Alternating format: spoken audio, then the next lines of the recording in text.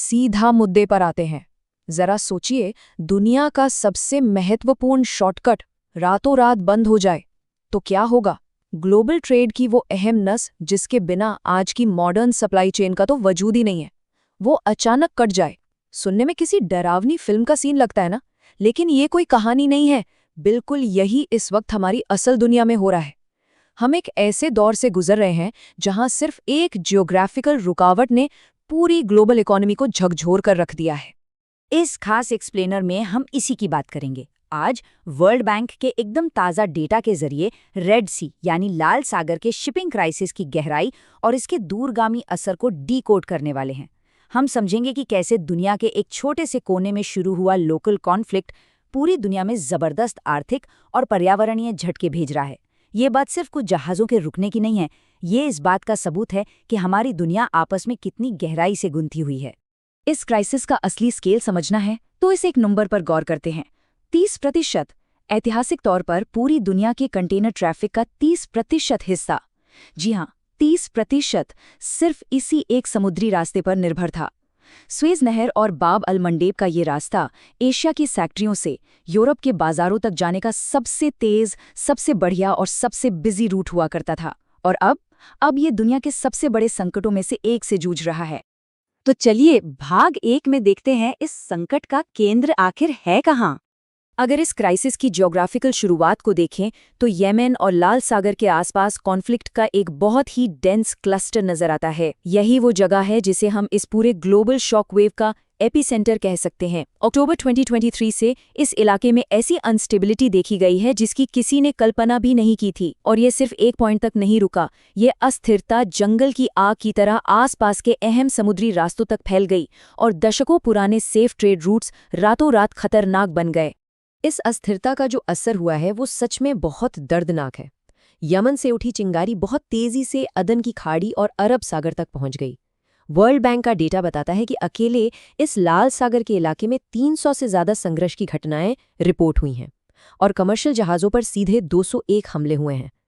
सबसे दुखद बात तो ये है कि इस पूरे मिडल ईस्ट और नॉर्थ अफ्रीका रीजन में 1467 जाने जा चुकी हैं।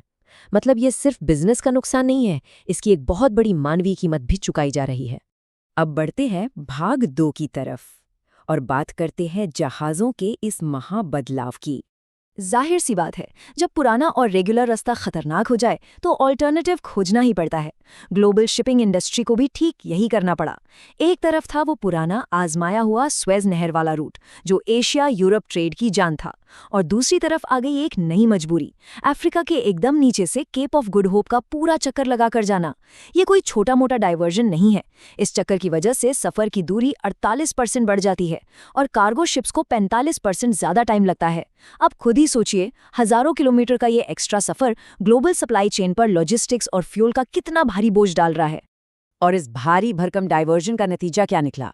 2024 के आखिर तक आते आते स्वेज नहर और बाब अल मंडेब वाले रूट के ट्रैफिक में सीधे 75% की गिरावट आ गई। 75%, जो रास्ता कभी दुनिया के सबसे बिजी समुद्री रास्तों में गिना जाता था, जहां जहाज़ों की लाइनें टूटने का नाम नहीं लेती थी, वहां अब एक सन्नाटा सा है। सेफ्टी रीजंस की वजह से ग्लोबल ट्रेड के एक बहुत बड़े हिस्से ने इस ऐतिहासिक शॉर्टकट से पूरी तरह तौबा कर ली है। इस अनप्रेसिडेंटेड बदलाव ने ग्लोबल सप्लाई चेन के स्ट्रेस पॉइंट्स को पूरी तरह से घुमा कर रख दिया है। कुछ ही समय पहले की बात है जब जहाज़ों की देरी से होने वाले तनाव में अकेले चीन का हिस्सा लगभग 38% होता था, लेकिन अब कहानी पलट चुकी है। चीन का हिस्सा गिरकर सिर्फ 9% रह गया है और इसके उलट ईस्टर्न मेडिटरेनियन और फारस की खाड़ी का हिस्सा रॉकेट की तरह बढ़कर 26% हो गया है। साफ है कि ग्लोबल ट्रेड का प्रेशर पॉइंट दुनिया के नक्शे पर एक नई जगह शिफ्ट हो गया है।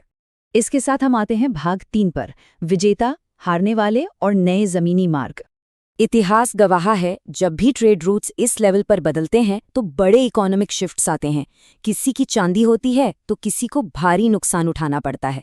अब चूंकि जहाज अफ्रीका का लंबा चक्कर काट रहे हैं और ईस्टर्न मेडिटरेनियन को बाईपास कर रहे हैं, तो पिरियस और पोर्ट सई जैसे पुराने स्थापित बंदरगाहों का बिजनेस एकदम डाउन हो गया है।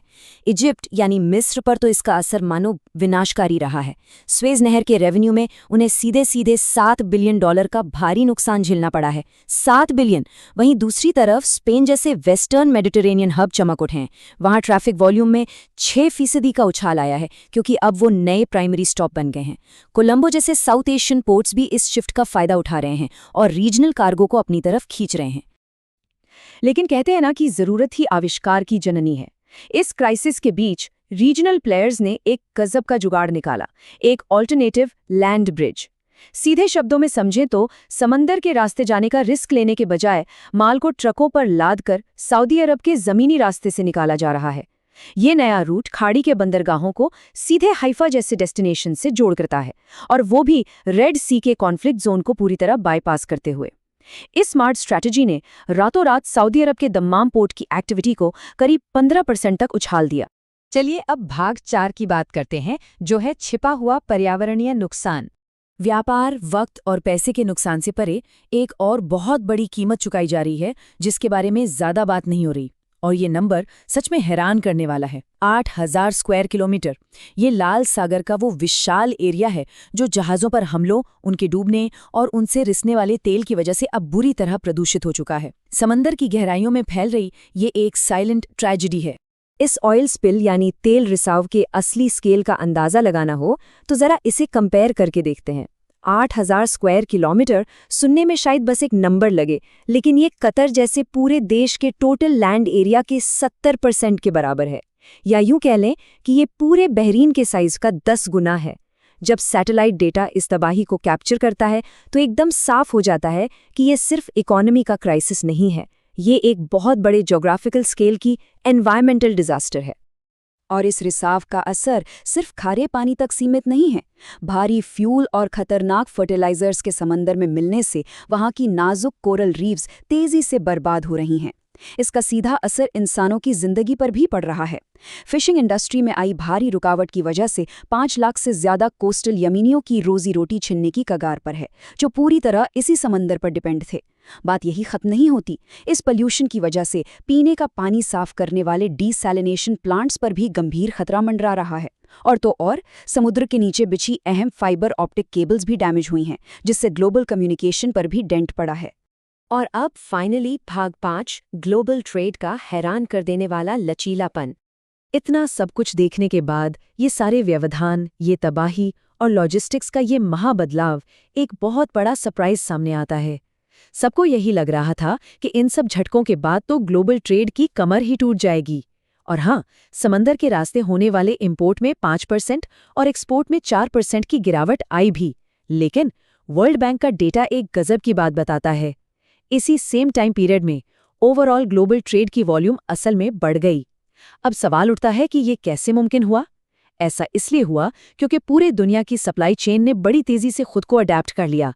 ट्रेड रुका नहीं, उसने बड़ी फुर्ती से समंदर का रास्ता छोड़कर हवाई, रेल और सड़क परिवहन की तरफ अपना रुख कर लिया। सच में ग्लोबल मार्केट्स का ये रेजिलियंस कमाल का है।